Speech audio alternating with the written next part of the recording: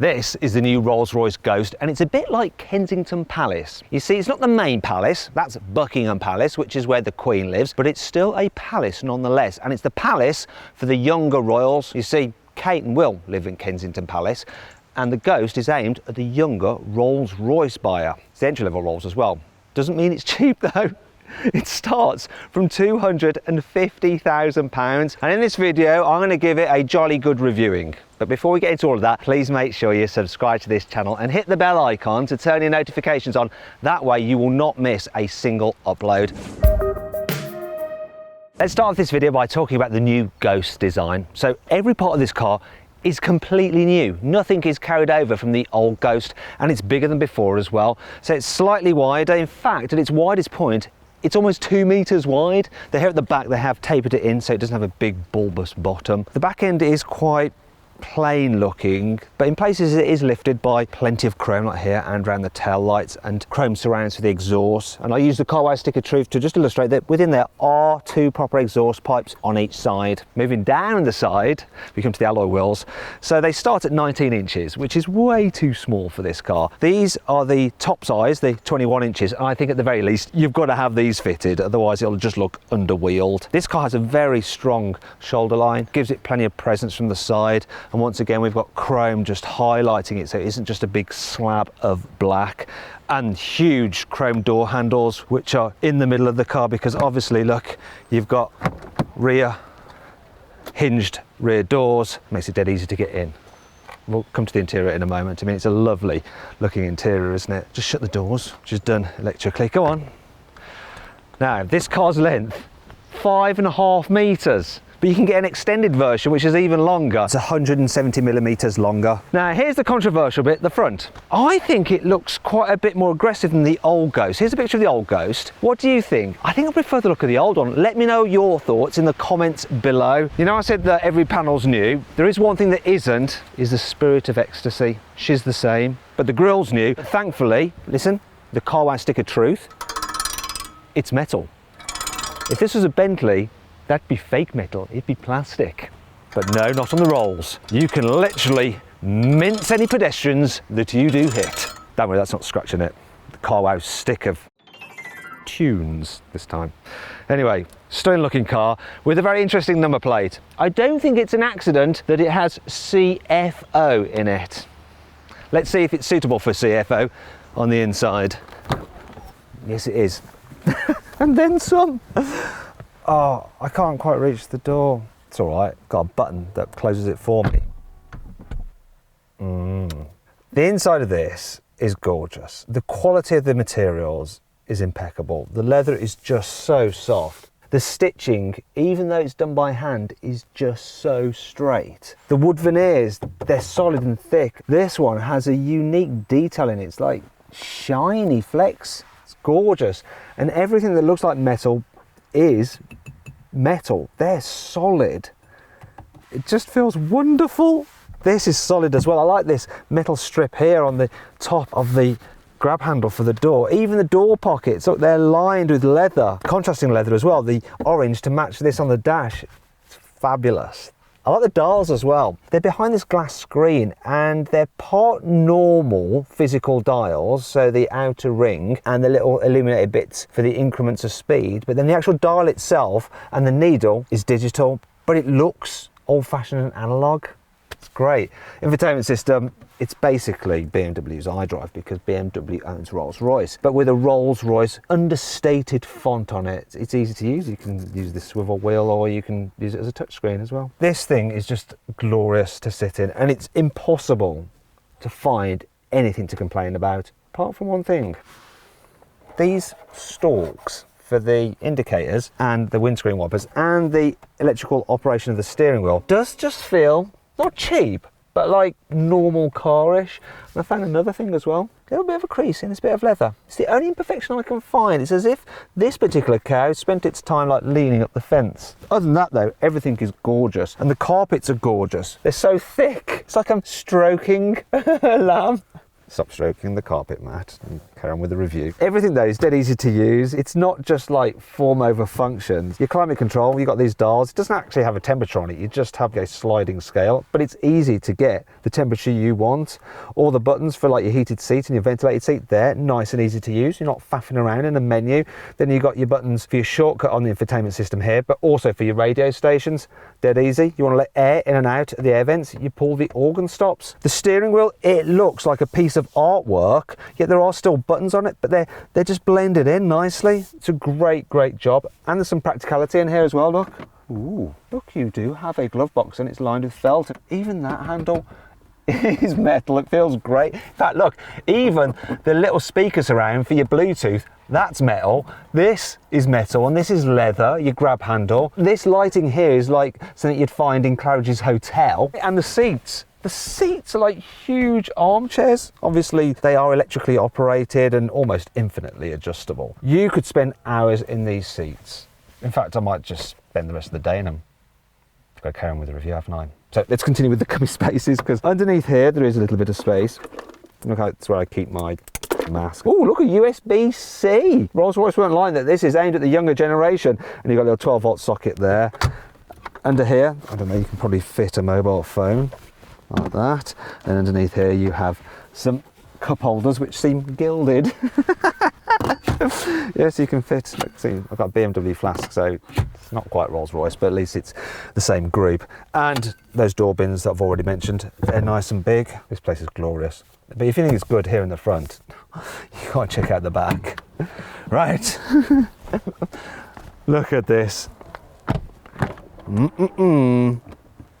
So, as I said at the beginning, this isn't the long wheelbase version, but look, I've got absolutely loads of knee room. I don't know why you'd need the extended wheelbase version. It really doesn't need to be any longer.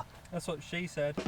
Very good. Now the opulence just continues in the back. So once again, the air vents around solid metal, lovely with your organ stops. You got your climate control here as well. It's just gorgeous, and all the materials are super expensive feeling, thick carpet. You can really relax. Even if you're tall, you're going to be fine for headroom. And you can get this car as a two-seater in the back. This actually has a three-seater configuration, which means that if you really needed to, you could squeeze someone into the middle seat, which would be very un-Rolls-Royce.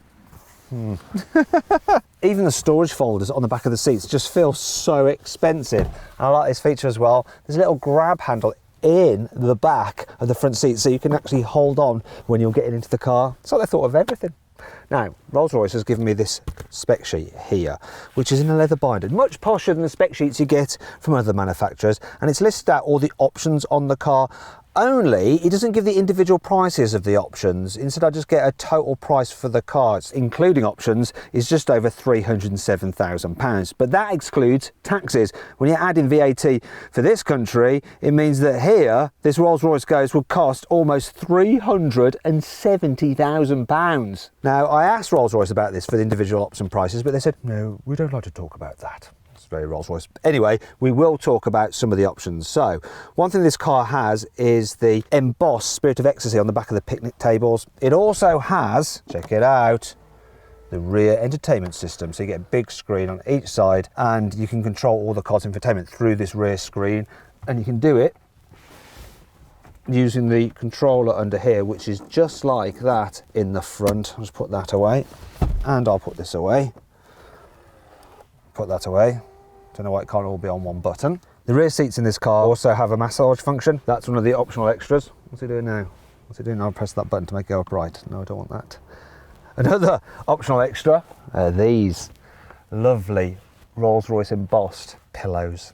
Another extra this car has is this. Look, in here we have a fridge, and I really like what they've done with this. Normally the fridges you have in cars going lengthways, which eat into boot space, whereas this one, it holds the bottle, obviously it's not going to be this kind of bottle, it'll be champagne, vertically. And then you have your little champagne glasses, and I like the way they're held in by expensive feeling clips.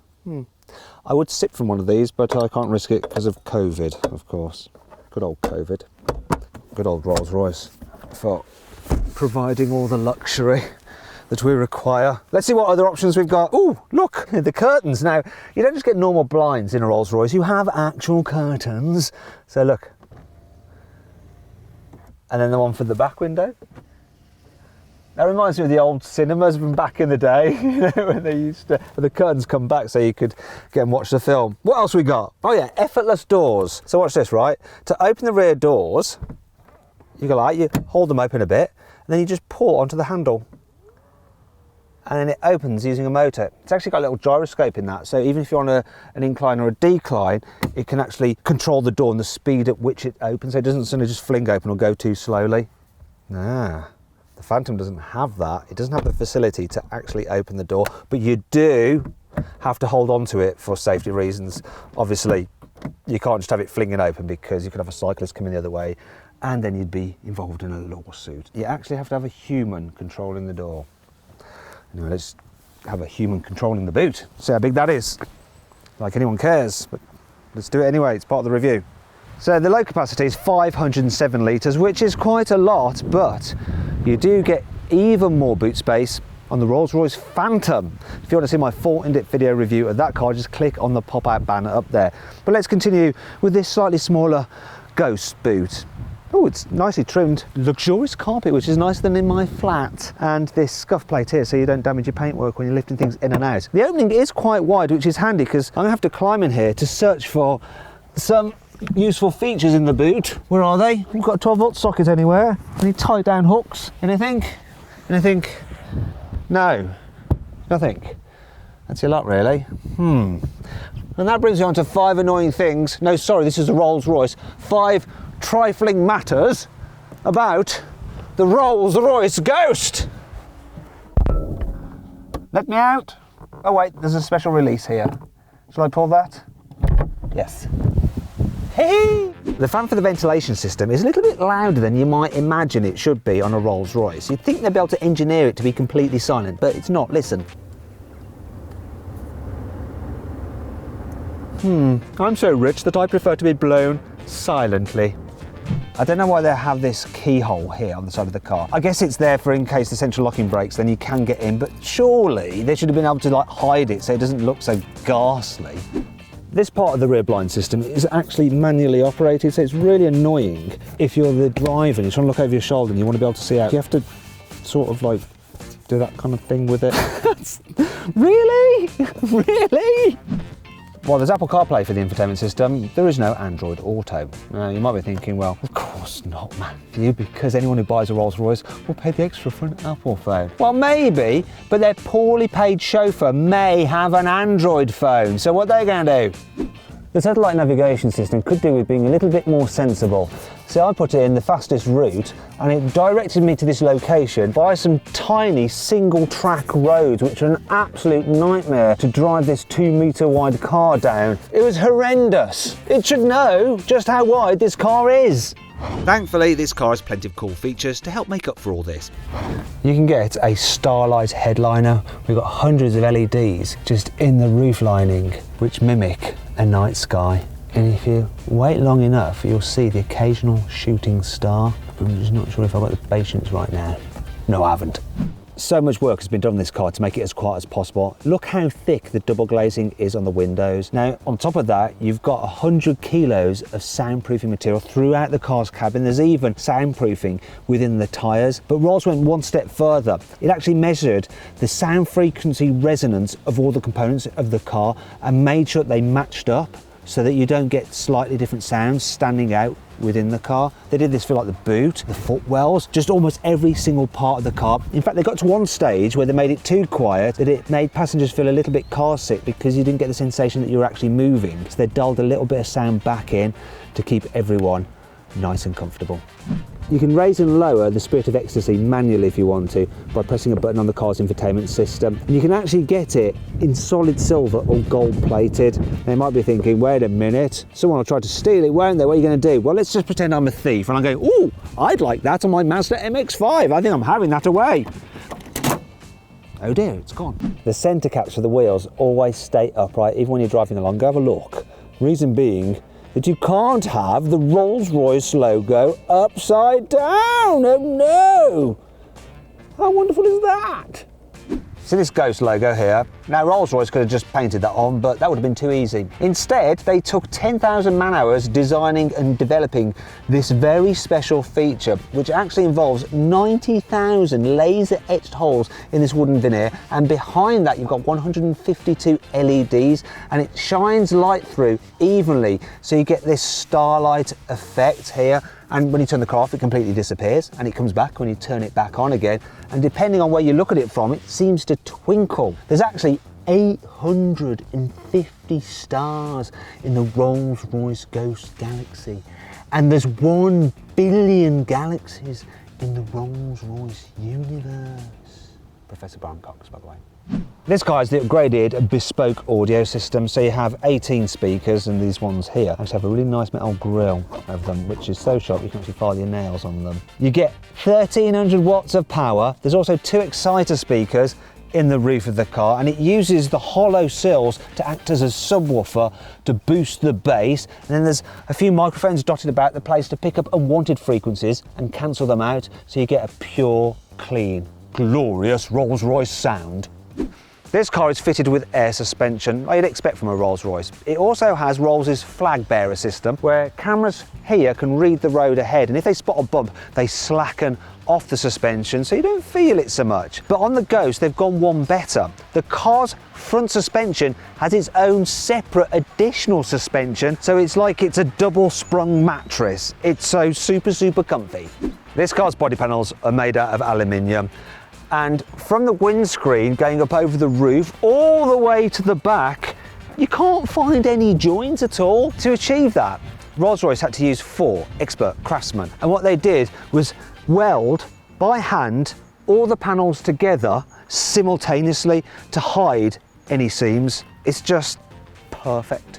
The Ghost gets Rolls-Royce's new microenvironment purification system. So the car uses sensors, and it can tell if you're driving through an environment that is a bit polluted, and then it'll automatically put the car's ventilation system onto recirculation mode. And it diverts the air through a nano fleece filter to remove all those nasty impurities. I'm not sure that it can actually remove coronavirus though, so just to be safe, I think I'll continue wearing this for now. These laser headlights can actually illuminate the road up to 600 metres ahead of the car. They can also blank out part of its beam so you don't dazzle oncoming drivers. Speaking of dazzling, there's some LEDs there which shine down when you've got the lights on to illuminate the grille. Though it is a little bit like the automotive equivalent of a vajazzle. As with the Rolls-Royces, you have an umbrella in each rear door. Though for the Ghost, you can actually choose your own design for the umbrella in the car's configurator, which is quite good fun. Tell you what's not good fun though, if you don't put this umbrella back properly and then you shut the car's door, you could be in for £8,000 worth of damage. That's coming from someone who had a Rolls-Royce, made that mistake, and then had to pay that money to get it fixed. As with the Phantom and the Cullinan, the Ghost uses Rolls-Royce's 6.75 litre twin-turbo V12 engine. It has 571 horsepower and 850 newton meters of torque, and it drives all 4 wheels via an 8-speed automatic gearbox. And it's been designed to be super smooth, so you don't feel it when you accelerate. And I'll illustrate just how smooth it is now by using one of the car's champagne flutes filled with water. I'll just start the engine now, and you'll see that water should not spill from the glass. Ooh, look at that. And if I rev it,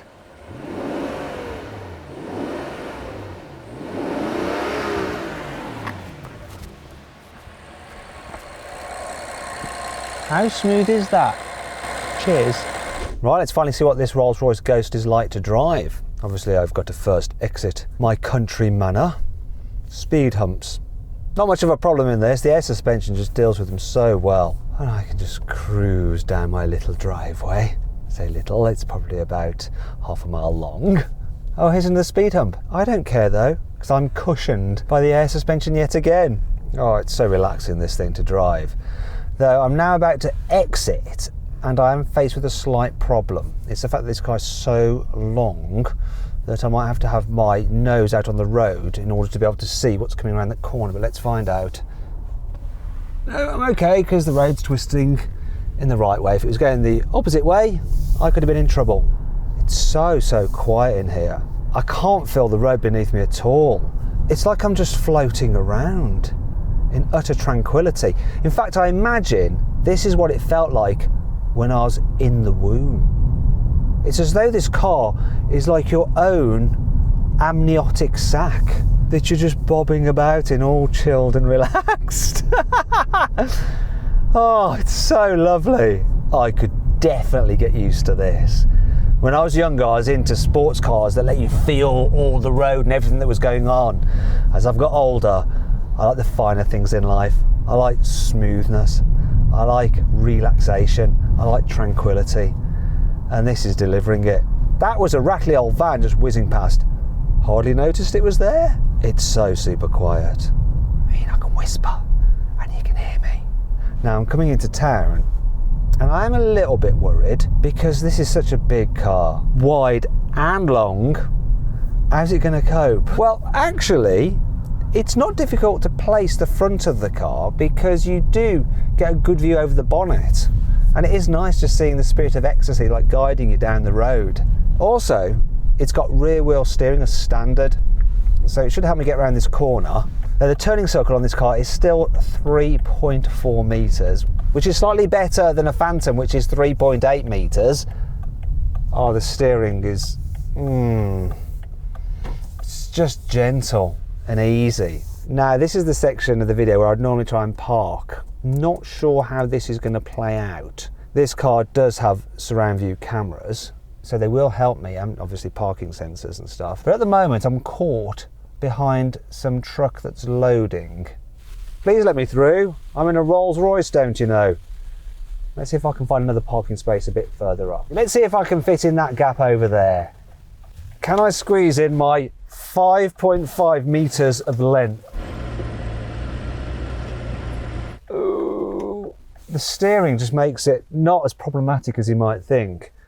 I've never found turning a steering wheel when manoeuvring quite so enjoyable. Oh look, I'm close.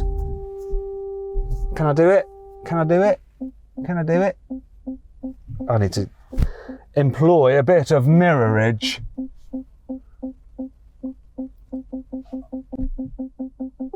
I've only gone and got it in the gap. Well, I say a gap, it was sort of a chasm. This car only barely fitted, and it's really good that I've got these surround view cameras to show me exactly where the car is positioned. Otherwise, I probably would be bumping into other cars, which will be very expensive. Anyway, let's get out of here and try this Ghost in another environment. What's getting out going to be like? Leap of faith. Can't see anything.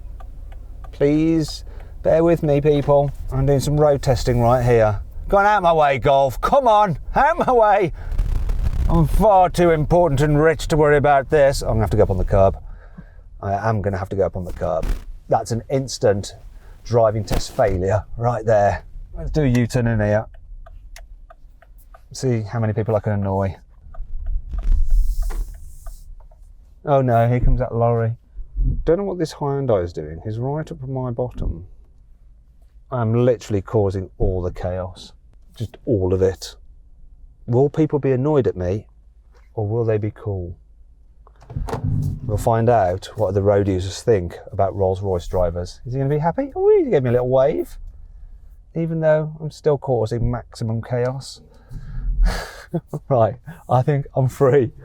Oh, your blood pressure soon drops again once you start moving and it just soothes you. Now let's see what this Ghost is like on a twisty road. Bearing in mind that it does weigh 2.5 tons, it has special anti-roll bars which can stiffen up to stop the car leaning in the bends, and it does stay relatively flat whilst also maintaining that floaty feel. In fact, you feel like you're flying up the road. It doesn't have a sporty edge to it like a Bentley Flying Spur, and you can watch my full video review of that car by clicking on the pop-out banner up there. But it doesn't topple over either. It doesn't feel out of its depth. And if you need to get a move on, this engine is pretty powerful. I'm going to floor it. Ooh, a bit of a roar from the exhaust. And it does go all right. Oh my gosh. Oh, it doesn't really hurtle down the road as advance down the road. But yeah, 0 to 60, 4.6 seconds. But it doesn't actually feel that quick because you're so isolated from the sense of speed. One of the things you have to love about Rolls-Royces is that they have their own unique way of doing stuff. For instance, you don't have a rev counter, but instead a power reserve gauge. So when you're just tootling along and not really pressing the throttle, you have 100% of power reserve. Floor it and it goes down. So it's like the opposite of a rev counter. I don't know why that pleases me, but it does. Needless to say, this Rolls-Royce is brilliant when you get out onto faster roads. It's just so great for soaking up the miles. Seats are super comfy. You can put the massage function on. And one of the things I really like about the massage function is that it just stays on. In other cars, it goes off after a while, but with this, no. If Sir wants to be massaged for his entire journey, then Sir can be jolly well massaged for his entire journey. I'm actually going to put the cruise control on, because it'll just mean that I don't have to worry about setting the pace. The car actually uses a camera and a radar to keep you a safe distance from the car in front, and it'll even work in stop-start traffic. There is one thing that is missing from this though. It doesn't have that function where it'll automatically steer to keep you between the white lines. It's a bit of a shame. I don't know why it doesn't have that. Maybe it's something to do with the fact that most people who buy these cars probably have a chauffeur, and you do want your chauffeur to at least try to earn his money.